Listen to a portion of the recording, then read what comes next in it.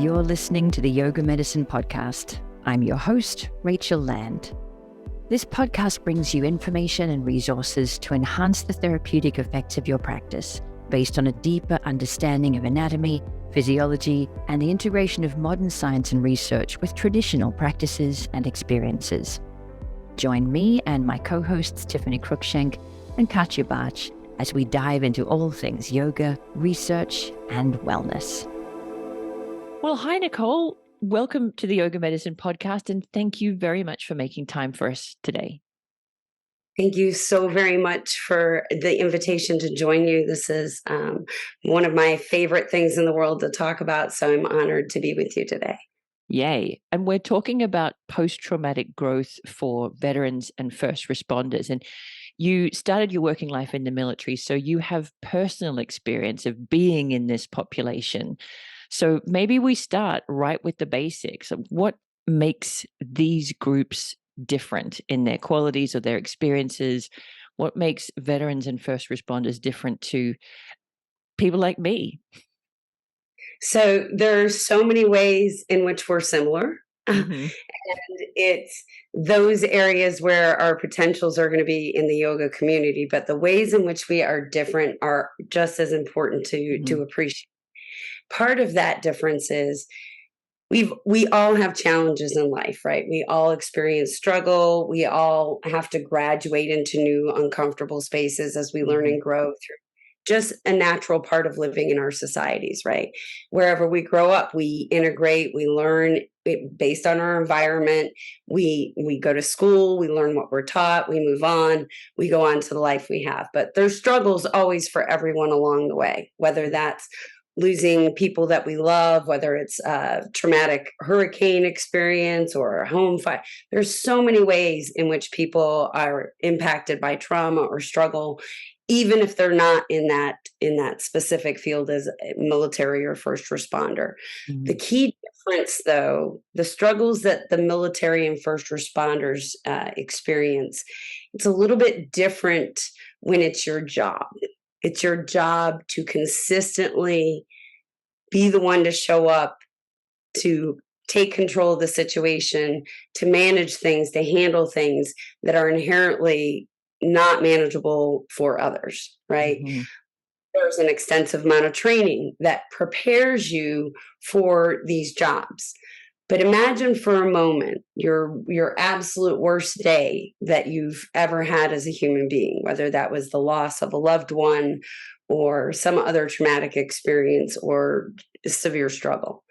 Imagine that being an experience that you have perhaps multiple times a day, every day, year after year after year after year, without the opportunity of, oh, this really terrible thing just happened, or I just witnessed this really terrible thing happen, and I need to go back to the office to go back out and respond to the next really terrible thing that could actually happen, living with that, right? So to some degree, it's, I love in the Yoga for Athletes training, how Tiffany talks about, or I can't even remember if it was Tiffany, was one of the modules.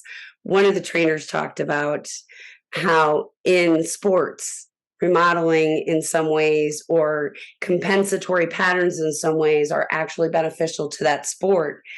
This psychological and emotional work is beneficial for veterans and first responders, right?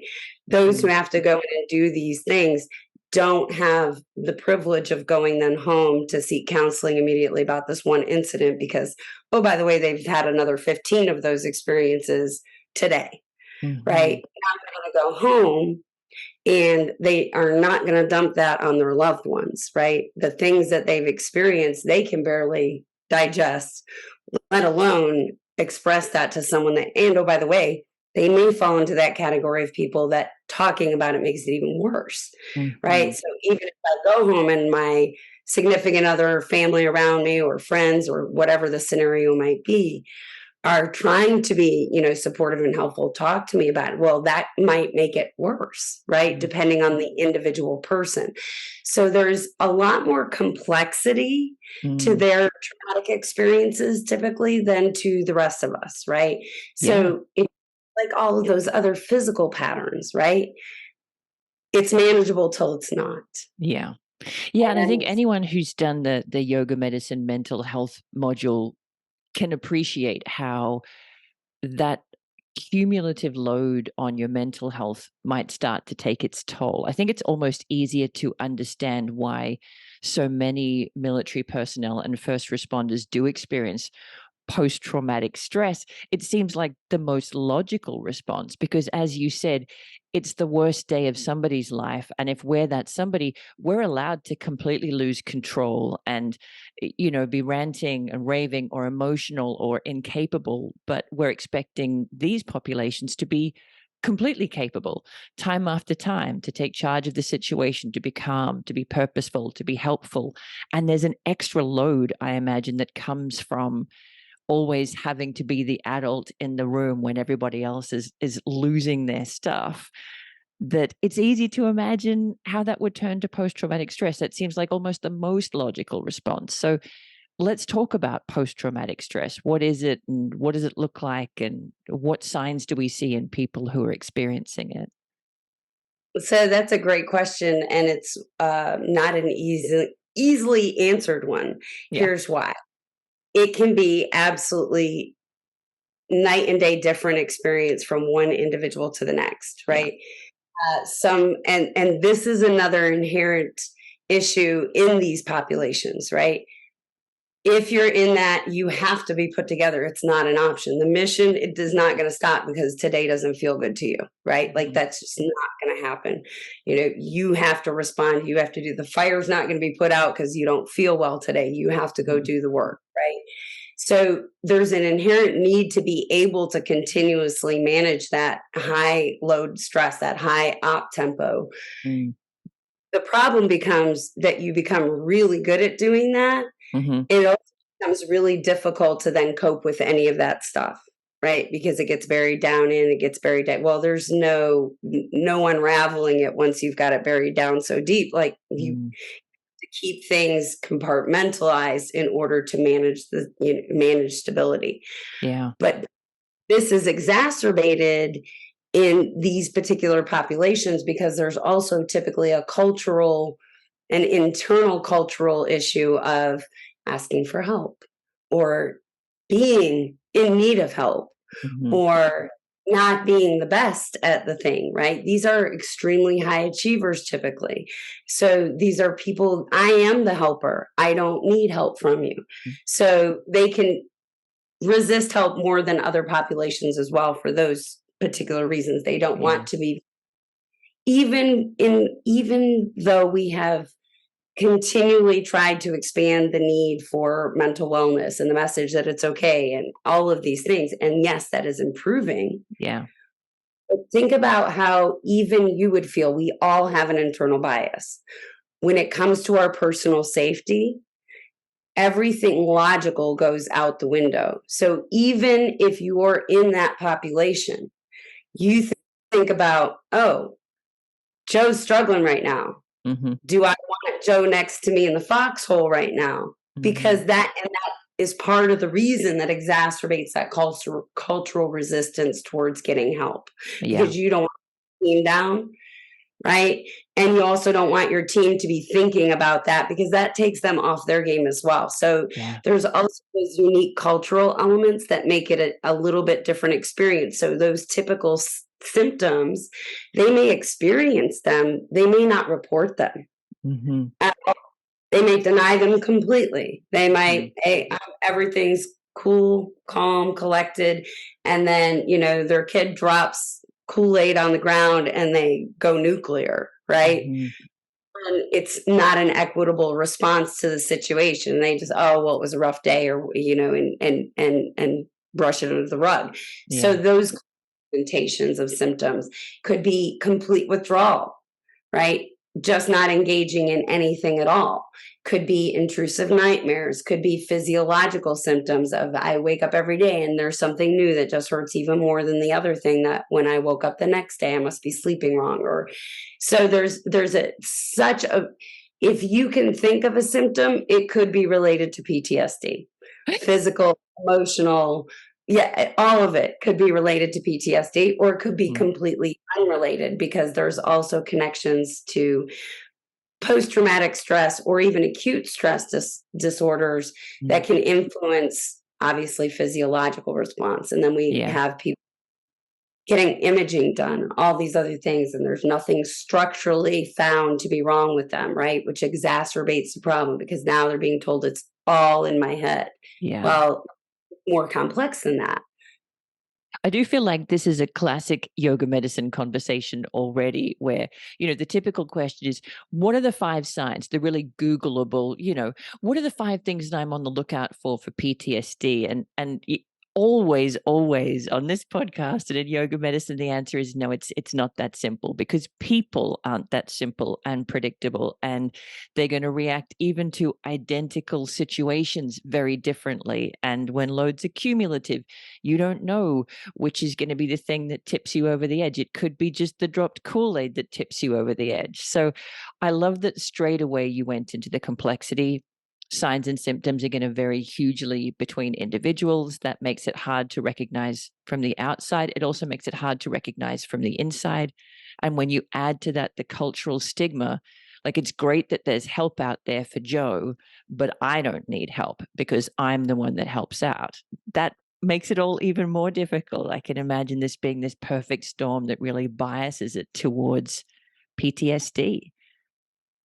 Yes, and that's part of the reason. All of these complexities are part of the reason that these gold star approaches, right? I can't count the number of times I have had a client that I've worked with individually that has said to me, I've done all the things. I've done all the things you're supposed to do. And they'll say it just like that every single time. I've done followed the procedures. Everything that you're supposed to do. I've done it. Why is it not working? Right? Yeah. Repeat. I hear that same thing. The research reflects that same thing. 30 to 60% of people that get the gold star, evidence-backed, peer-reviewed treatments get little to no symptom resolve, and it always comes back, right? So it comes back to this question, why, if we're doing all the correct things, is it not working? Well, that's part of the problem. There are no correct things for individual to do, which comes back to this need to look at the whole entire of the person rather than just labeling them as this population with this disorder, so we do this, right? Yeah, and I imagine that being even tougher for this group of people, because military personnel and first responders, their job is defined by following set procedures. These are the things you do in the scenario, and then this is the outcome that you expect. But when you're dealing with people who are messy and complex, and this, tangled web of expectations and biases and experiences, there is no simple procedure. There is no sort of set 3 steps, 5 steps that you can follow to fix. People are messy and complicated, and they take what they take, but that requires in-depth exploration that doesn't really lend itself to a procedural binder, does it?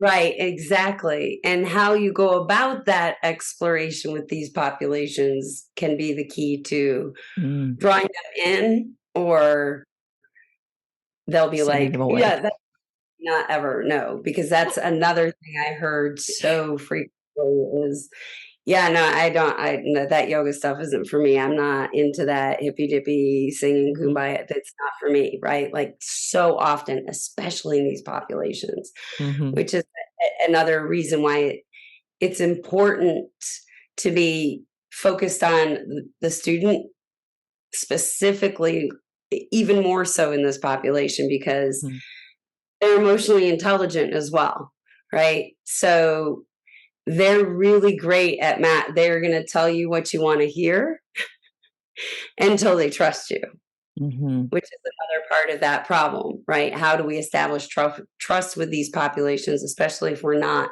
affiliated with the population, if you're an outsider, right? That's one of the issues in police psychology, is having outsiders try to tell the insiders what to be doing, or how to set processes.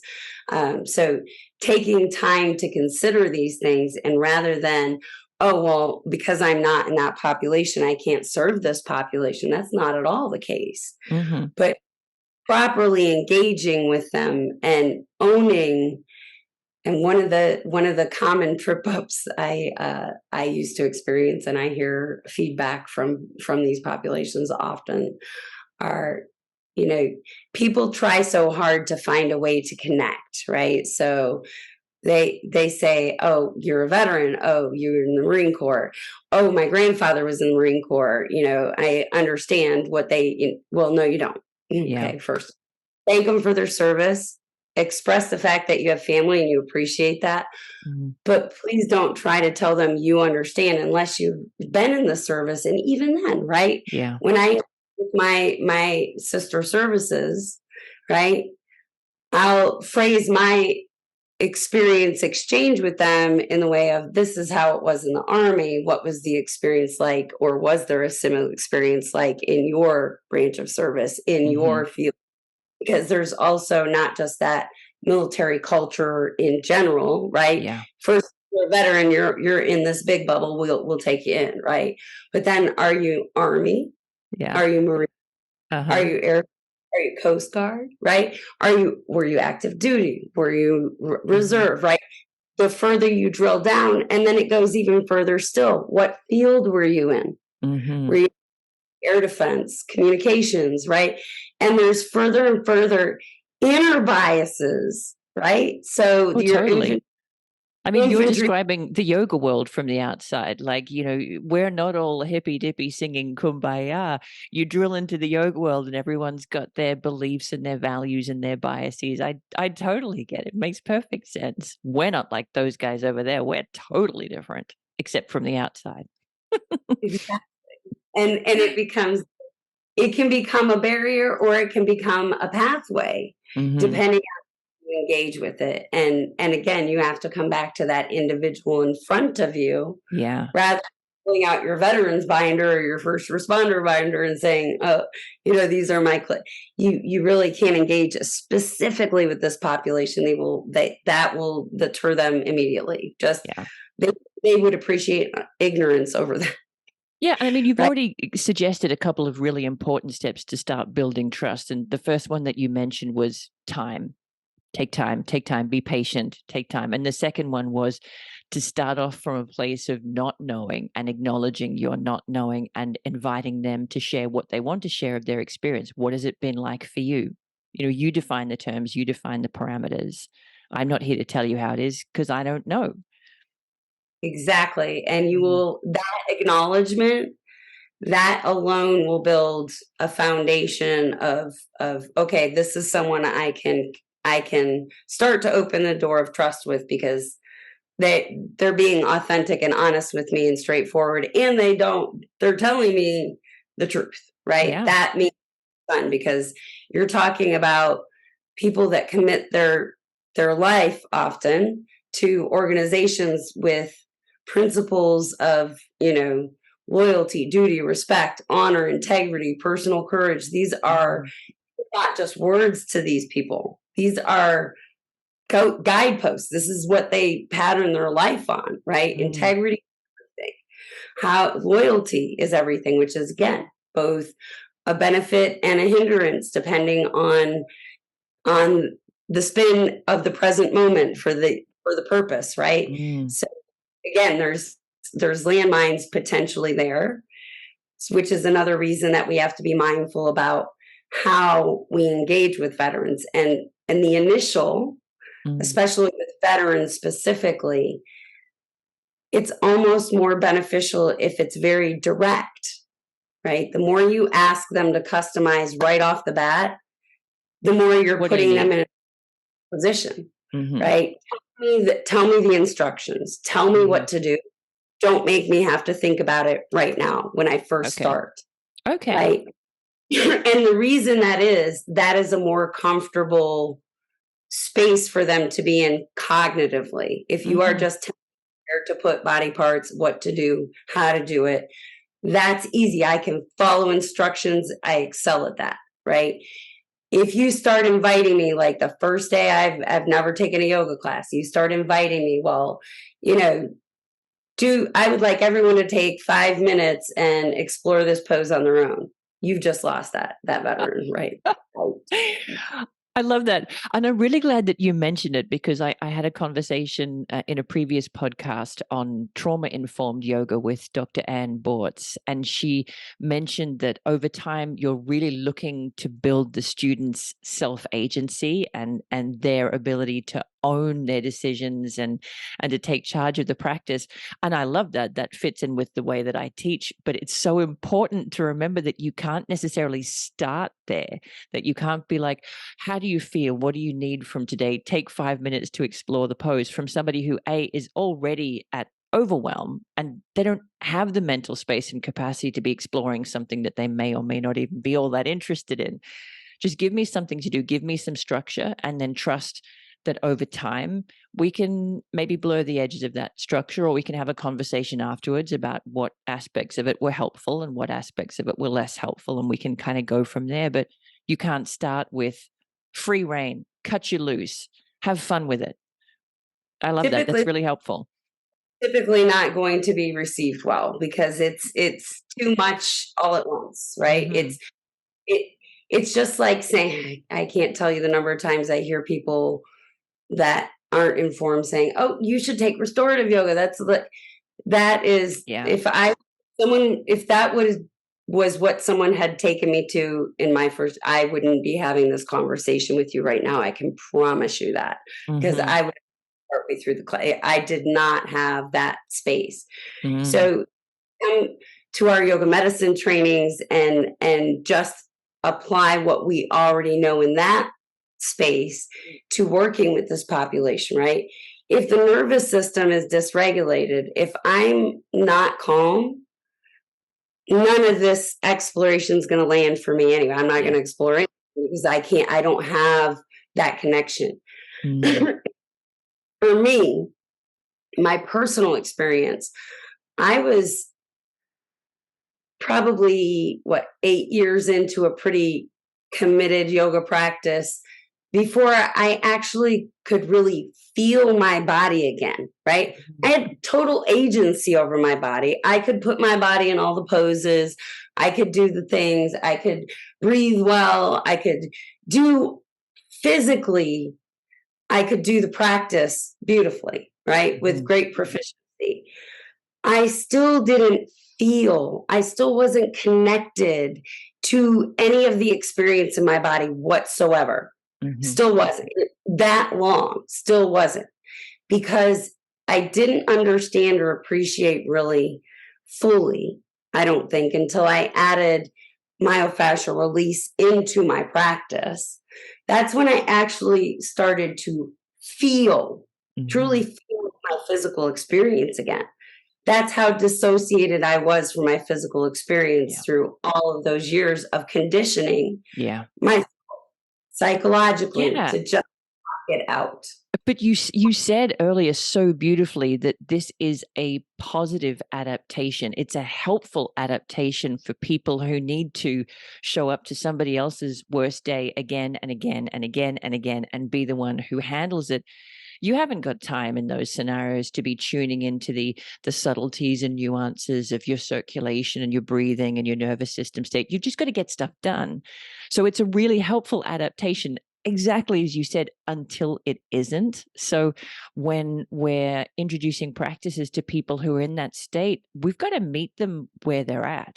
So you've got to give them an outlet for some of that nervous system tension, give them some safe structure. We're doing this in the pose. This is what it looks like. And then trust that over time, especially with some novel stimulus like myofascial release, there might be room for different experiences, but they're not going to happen day one. Yeah, exactly. And that in my research, my participants, there were some, it was eerie at times in interviewing, because it was, I would have these moments of, this is almost an identical response to the last participant's response to the same thing. And especially in the beginning of their experience in yoga, it was in their head that it has to be perfect. It has to be this thing, right? So the more you know, the more of that misguided empowerment language that can sometimes be incorporated. Yes, they felt energized by that, but as they grew in their practice, all of them, each participant, cited that as they've grown and developed their practice, once they had, the first couple year or year two under their belt, they all reflected upon it being a significant mental change from competing, right? Competing to get the pose, to being able to feel their body, being able to feel their breath, being able to not do when they didn't need to do, right? But it took each of them a marked period of time. This was not 6 months in and I was like, ooh, they felt the benefits of the practice the entire time. But to get to those pieces where they can really appreciate meditation and use it as a tool rather than, they a lot of them cited, for the first, whatever of those experiences, it was like, could they shut up now? Like, I'm so, like, it wasn't even they tried, right? Because I don't even care about that. But the rest of it was enough to keep them coming back because it feels good. I need a stretch. I like to breathe. Great. No, I love that. And I mean, and that what it really highlights to me that we're teaching the person and not the practice, because in that conversation about trauma sensitivity or trauma informed yoga, the idea was that we were working with people who had been in the fire or in the flood or were sexual abuse survivors or refugees and had been powerless in those circumstances and needed to find ways to take their power back. What you're talking about are a population who have the power, who are making the decisions, who are showing up and handling everything and being capable, and they need time to soften that grip, don't they? To be like, well, maybe I don't have to handle crow pose today. Maybe it's going to serve me better to do this. But for everybody, there's that adjustment period, isn't there, of changing your approach? Think about it even as a yoga teacher, right? If you're a yoga teacher and you teach certain number of classes, group classes perhaps per week, and maybe you work privately with individual clients as well, you at the end of each of those experiences, right, you have some energetic excess that you need to deal with, right? So imagine your busiest day being that day every single day, right? Over time, it's the same thing, right? You're going to end up in that space of like, you just want to go in the, don't ask me anything. Don't ask me if I want something. Just tell me what to do for the next hour and 15 minutes. Please just tell me what, right? Because I totally get you. And in fact, Tiffany and I talked about this in a conversation about restorative yoga, where she was saying there's something very soothing about being given very detailed instructions about your prop placement and prop arrangement. And again, individual experiences vary. I loathe being told what to do. I would do very poorly in the military or as a first responder. But in any case, we've talked about the stress side, the post-traumatic stress side, and you've started to talk about some ways that the practice can become something different and can help military personnel and first responders start to find tools that they might not have in the rest of their lives. So we're sort of inching towards post-traumatic growth. What is it? How would you describe it? And, how can we bias people in that direction rather than the other direction? So the simplest way to think of post-traumatic growth is you can identify it in an individual that has had either a traumatic experience or severe excessive stress, and experienced post-traumatic stress or acute stress disorder. That individual, after successfully navigating the struggle of getting back to a state of wellness, exceeds that initial state where they were, right? So let's say you were, here, everything's really good, you're feeling great about yourself, you have a traumatic event, the whole world falls apart. everything becomes difficult, relationships, everything, unravels essentially. Mm. The thought is that in an individual's intrinsically motivated to get themselves back to well, right? They will endure whatever struggles are necessary in order to get back to a state of feeling well.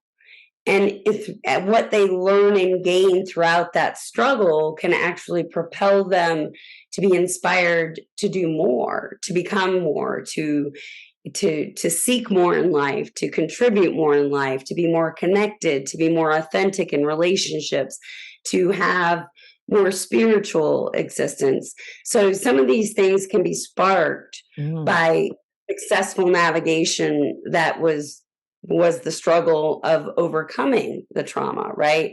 Oh, it's amazing right. how motivational speakers have either been abuse victims or have been war veterans, and why is that? Why do they have this zest and gratitude for life?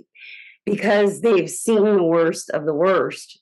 They survived it, and they came back to thrive and become an even better version of themselves following that trauma. I mean, that's the best description I've ever heard, because I guess in my head, I was imagining somebody standing in front of two doors, and one of them is black and, charred and leads you to post-traumatic stress disorder, and the other is kind of bright and golden and leaves you out into a meadow of post-traumatic growth.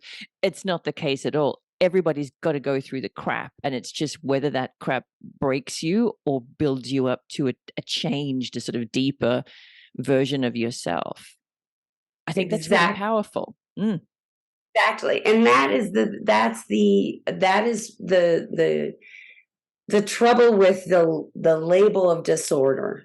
And there's some squawks in the PTSD, post-traumatic growth research arenas about, is post-traumatic stress even really a valid disorder?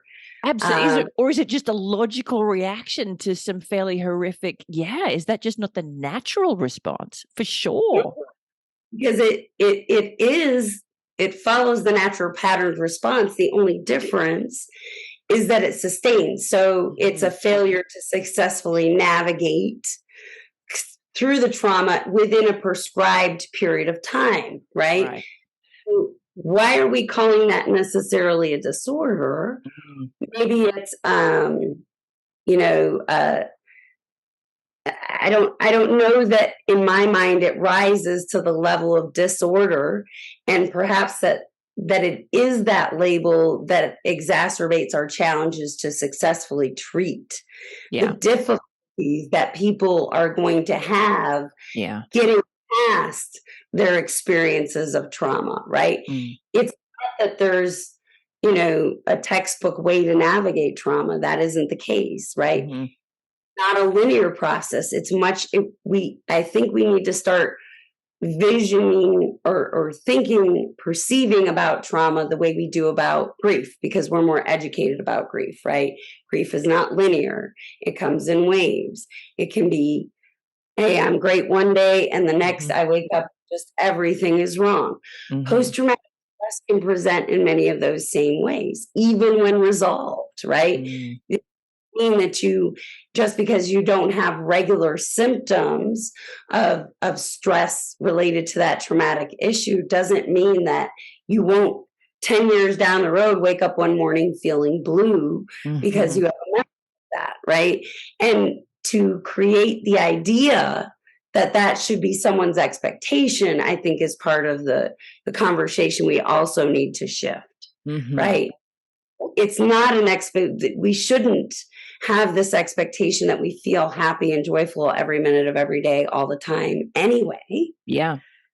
So you've been through things, and you will never have flashbacks, and you will never have nightmares, and you'll never have disproportionate responses because you've sorted that out now. I just don't think that's how people work. I guess you're looking at the net, aren't you? The net result is I've navigated that process with enough skill that I now have a new appreciation of myself, my relationships, my place in the world, my purpose, or, I'm in some negative spiral.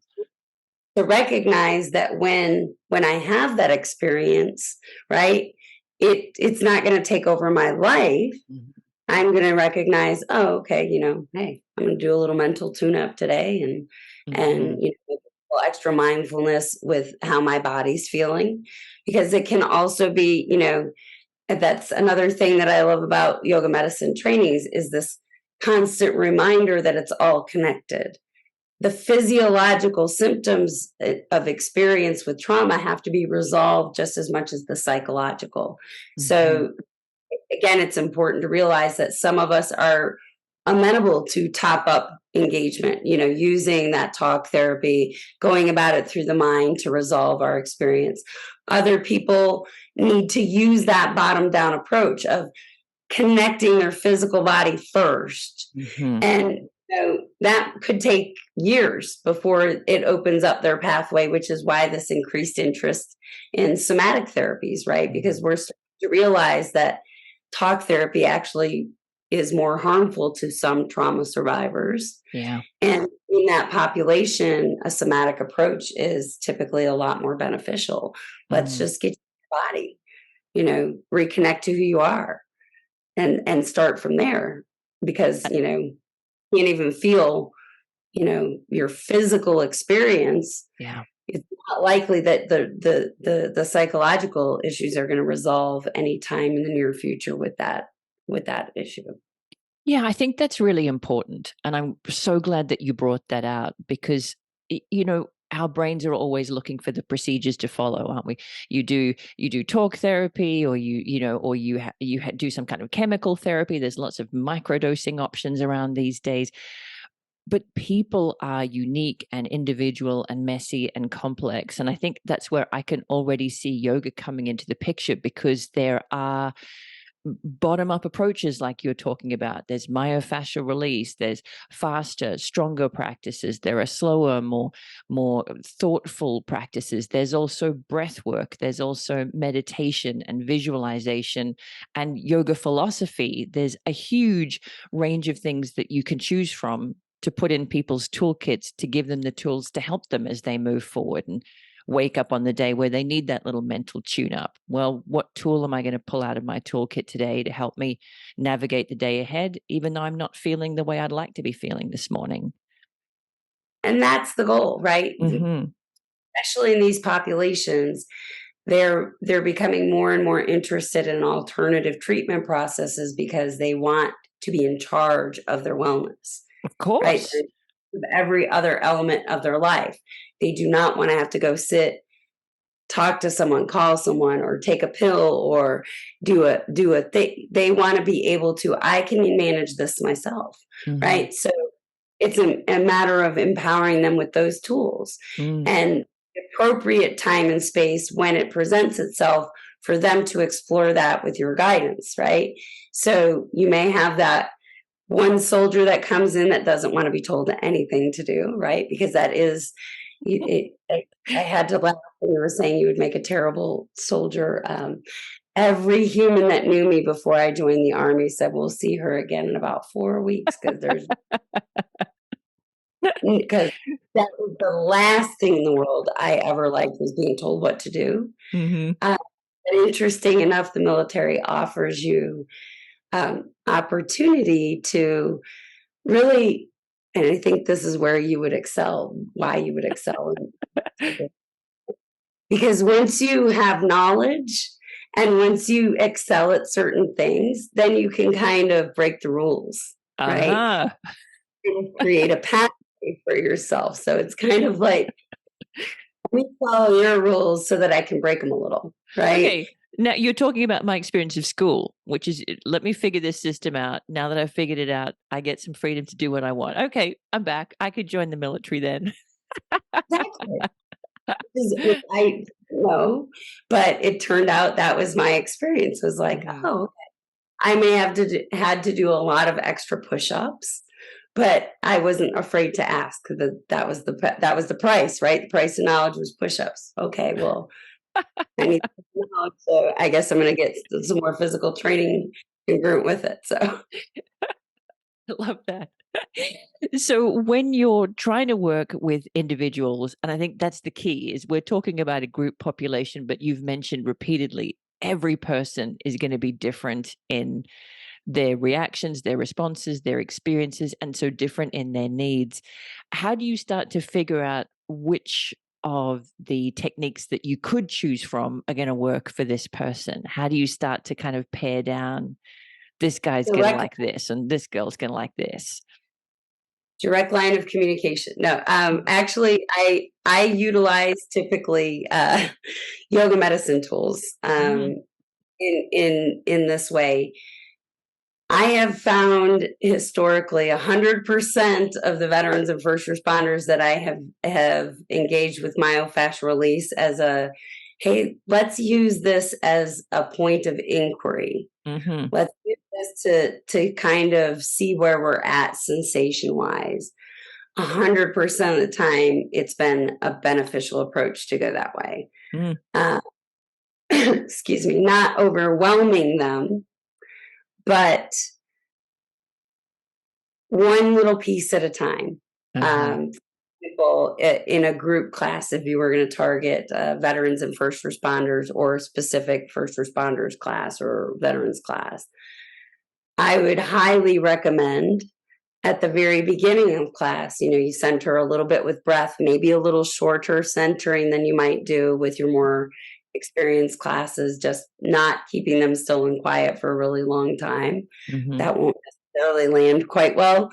But in that brief centering with breath, having the just one MFR technique, whether it's something simple that they could access from a shavasana, whether it's just, hey, we're going to do a quick rollout, in the glutes here for a moment, just before we start our class, just a few breaths, just giving them that little bit of experience with it, peppering it into every class so it becomes ingrained in their experience of the practice, right? So from day one, offering that as part of the practice, because it's going to get that nervous system response that we want. And quickly. To be a little bit more receptive physically and mentally during the class, and then peppering that in at the end of the class as well, helping to kind of restore a little bit of that, maybe a little bit more chilled out nervous system as they walk out. That progressively over time. Again, we come back to that idea of frequency being far more impactful than duration. So every class, if we pepper that in over time, we start to get them to start on their own, just in authentically feeling a bit more awareness, that awareness of the allowing space for more curiosity. And as you start to note that curiosity, they'll let you know. They're going to know they're ready for more inquiry. They're going to say, hey, what I'm really liking this. What's more that I could add on to that? That's when you know that you can start to explore, giving them a little bit more inquiry to do, but letting them guide you to when to add those pieces, right? That's the thing about a military brain, at least some of us. There's a lot of comfort in that routine, in that I know these specific things. I walk in the room, I do X, Y, and Z. When I was initially in my yoga practice, and I practiced with Core Power, and they had one class and it was the one I ended up doing my teacher training with, and it was the Hot Power Fusion class. It was the hottest class, and it was a set sequence. And I specifically drew to that class because when I was not yet in my body really, but I had agency, it sparkled all the right things for me, because it was, I knew what was coming. I knew I could progress at it. I could mark my progress. And that for me initially, and this played across my research participants, having that foundation first of very distinct process of going about it. Like, I know the things, I know the things and execute the things. Then that creating eventually a space of, oh, now inquiry, because now I can't go to a class with a set sequence because it's Yeah. No, I think that's really helpful. And if you're a teacher who doesn't teach a set sequence, you can still have a familiar template. You can still have a sort of skeleton of a class so that people know generally these are the things that happen at the beginning, these are the things that happen in the middle, these are the things that happen at the end, these are the props that I gather, and there'll be a few different points of interest along the way. But most of it's expected, most of it's familiar, and at a level of energy that meets your participants where their energy is, as opposed to we're going to take just a quiet 20 minutes to kind of lounge to start off practice. Yeah, get people into their bodies, but do it relatively speedily, and then give them something practical and tangible to help them connect to their bodies, like myofascial release. Great tips. I love that. When do you get around to things like introducing breathwork practices or meditation techniques? Do they come up? So that again is going to be customized to the individual. You'll have some that might be very receptive, and part of this is going to be to their experience of trauma. And some people, when they experienced that trauma, had excellent coping mechanisms. They had excellent resources. They had excellent social support. Everything worked well for them, right? So there's that category as well. They may zip right on into and want to immediately go into those meditation practices, those restorative practices. For those with more complex situations and experience, it's more likely that it's going to take a good deal of time. Yeah. I'll give myself as a personal example, like that class, that set sequence class. I took that class over 500 times. Now that was in addition, I was taking other formats with it, but I took specific format well over 500 times, just that set sequence class. And that doing that, I had to have that as like my support blanket, if you will, when I was first in my yoga practice. I had to always come back to it as like my home base initially. Yeah. I struggled with meditation until I found Yoga Nidra. That was my path to meditation.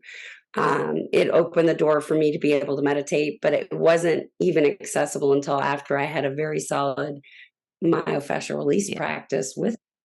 And I do think that's really important to keep reiterating, because I think the marketing within the yoga world is, firstly, asana is down here, and then pranayama is the next step in refinement, and then meditation is better. That's kind of the basic marketing within the yoga world.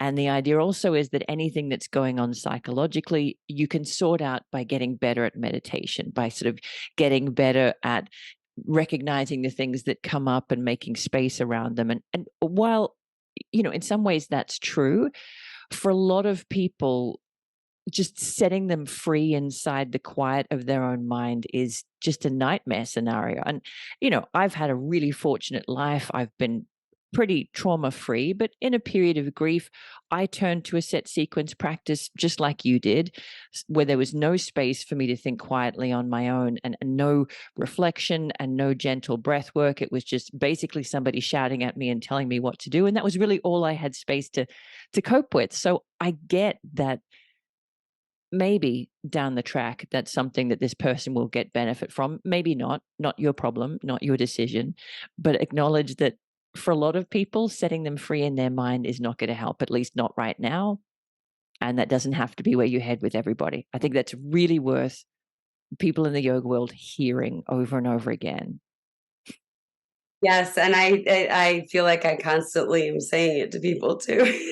Yeah, everyone's going to be different. Yeah, space, right, and patience. It's not a linear path in any way, shape, or form, and there is not anything inherently wrong with going about it this way or that way, this way, right? So that's another thing that we in the yoga community can kind of get. It's funny too. I have to constantly laugh because non-attachment is our goal here, right? Psychological non-attachment. And yet They're so great at getting attached. Yeah. Yeah. And I think you've offered some super practical suggestions for people who are working with military, veterans, first responders. First and foremost is if you're working with them individually, you need to engage with each person individually and give them some structure to start with. Let them kind of decide when they're ready to investigate further, but work with each person where they're at.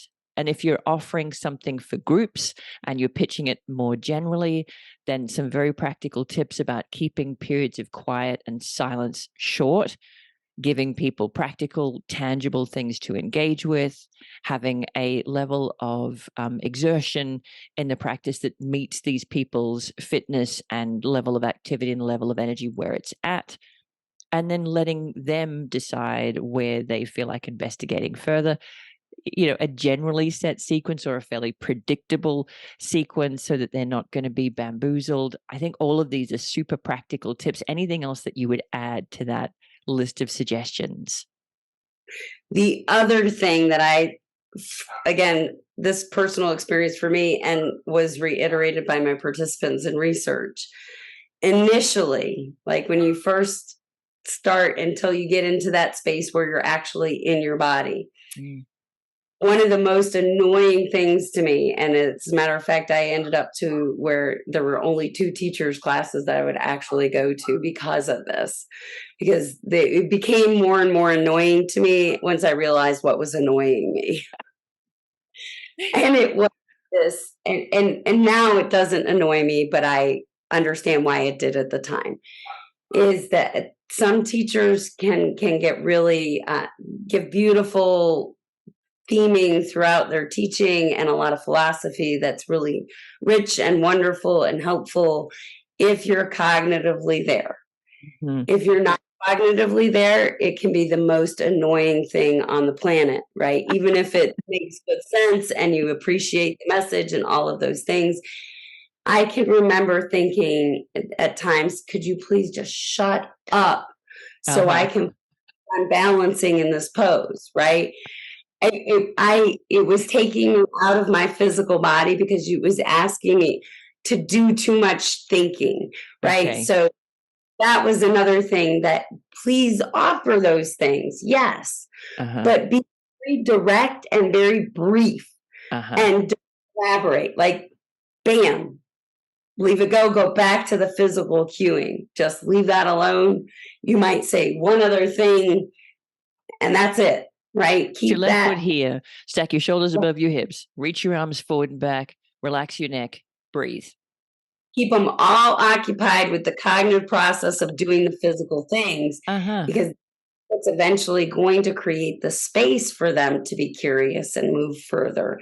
If you give that too much of that and you're asking them to do too much thinking, you're taking away the opportunity to really give them the great benefit for what they need right there. And this is fantastic, because as I said in that conversation with Tiffany on restorative yoga, we talked about how our aim is to create a sort of safe space for people to practice in, but what constitutes a safe place for different people varies hugely depending on where they're at. And we mentioned that even for some people, yin is going to be a safer place for people because it's got some specific structure and duration. And for other people, it might be a hatha vinyasa practice. You've got to meet people where they're at. And for the population that you're talking about here, that safe container is, I've got a plan. I'm telling you what you need to do. I'm not wasting any energy on making you think about other stuff. This is where your foot goes. This is where your hand goes. This is what I want you to do with your hips. Now breathe. Next thing. What constitutes a safe container varies by person, doesn't it? Exactly. And that's another thing that specifically for me, as a veteran, but also arthritis. So I have severe psoriatic arthritis, and yin for me is a very different journey than it is for most other people that I engage with. And I have to go about my yin practice in a very, very intentional, very specific way, because there's a response to my body as soon as that 1.5 minute marker hits.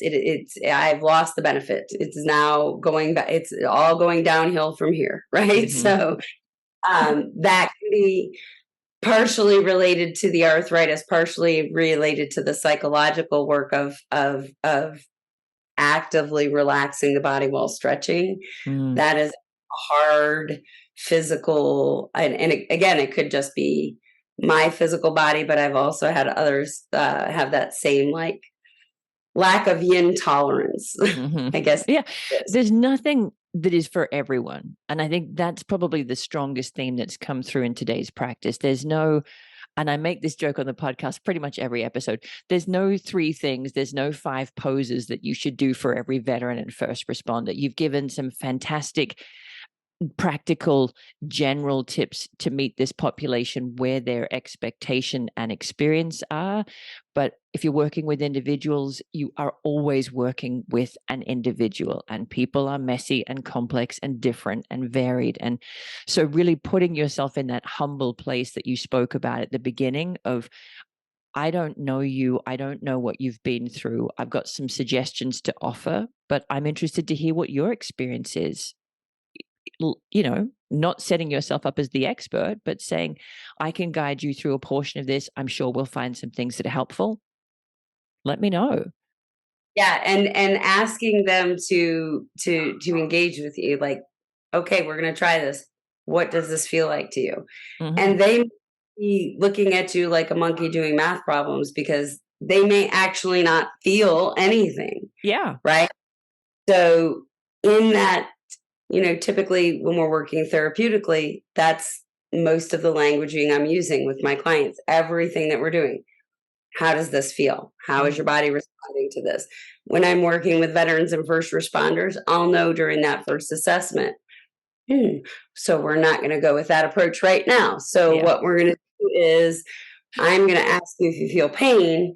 You're going to tell me if you do. I'm going to look at your face, because that's actually going to tell me if you feel pain. You're not. So you have to rely a little bit there on some of your skill and ability as a yoga professional to realize that people aren't always going to be straightforward and honest. Yeah. Even when having that experience, I think I say in every class that I teach MFR, and when someone, you know, I'll ask, is that something you can, you know, relax into? Yeah, it feels great. Okay, well, tell your face, because tell your face. I've definitely had that experience before. Tell your breathing, because you haven't been breathing. So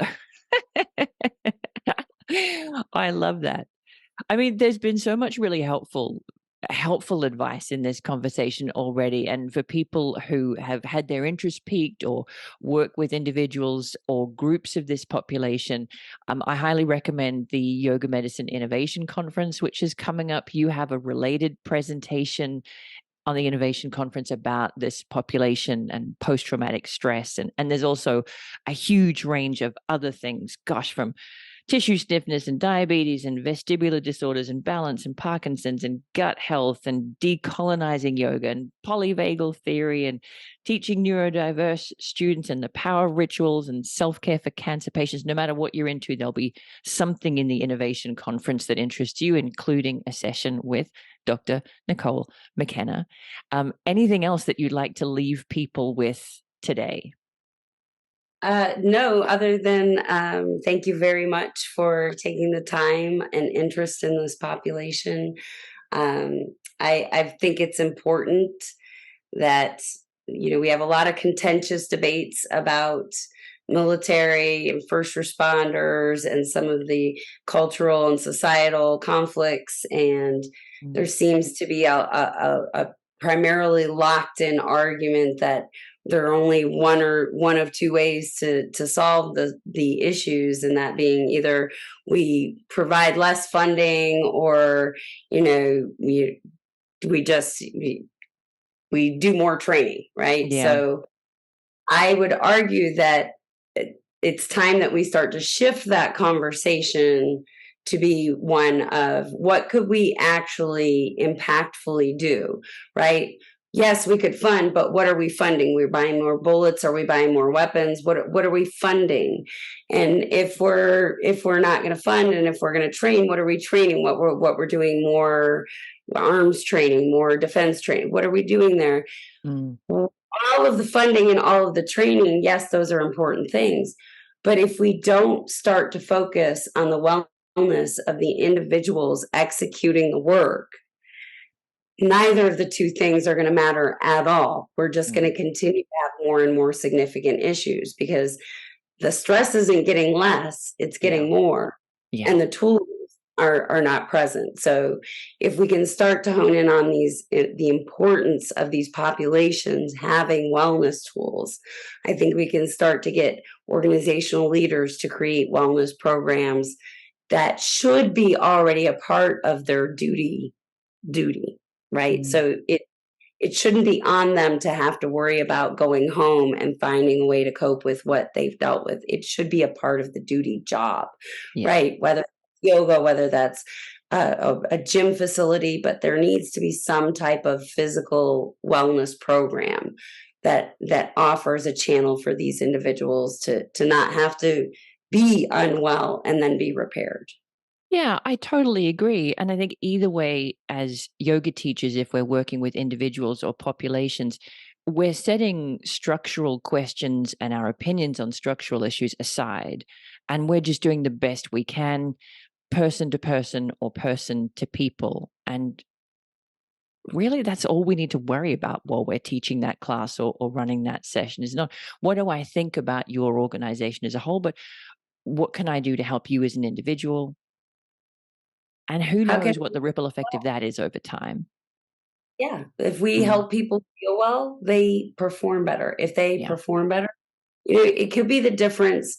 Having a first responders yoga program could make the difference in a situation being a fatal shooting versus being a resolved situation, right? Just that moment of having a brief moment to think and respond rather than react as an emergent because I'm so dysregulated from all this overexposure.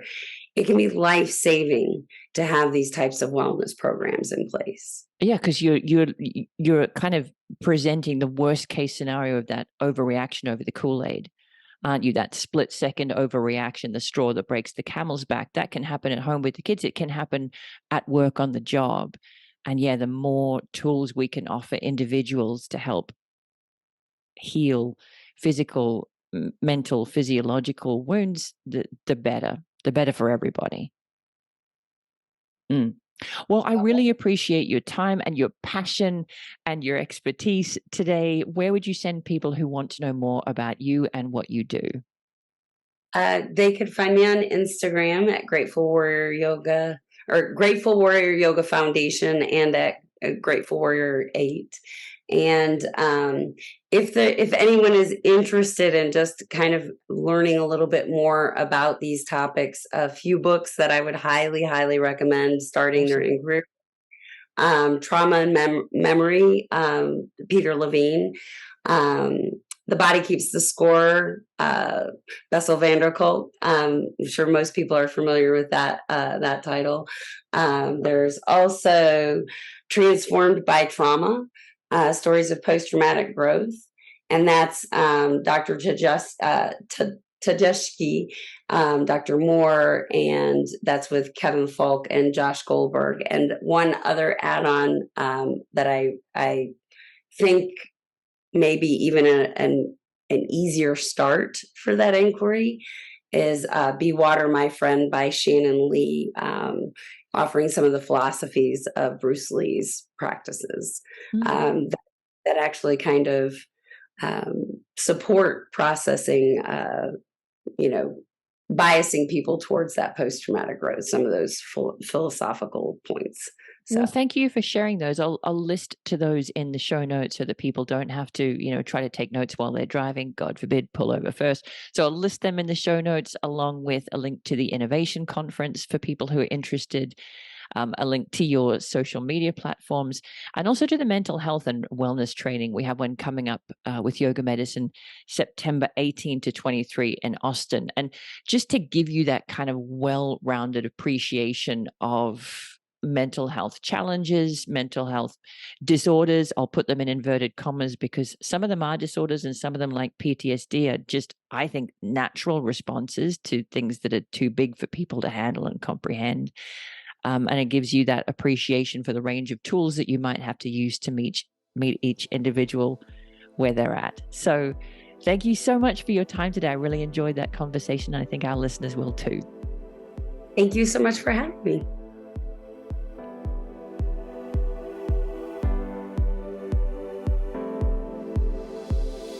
Thanks for listening to Yoga Medicine. If you liked the show, be sure to subscribe and leave a rating and review on Apple Podcasts or wherever you listen to podcasts. And if you got something out of this episode, please spread the word and share it with a friend.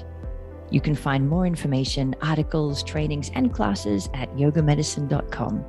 Check us out on social media as Yoga Medicine, or you can email us at info@yogamedicine.com. Thank you for being part of our Yoga Medicine community. The content of this podcast is not medical advice and is not meant to replace medical care. Please consult your healthcare provider to determine what is best for your unique healthcare needs.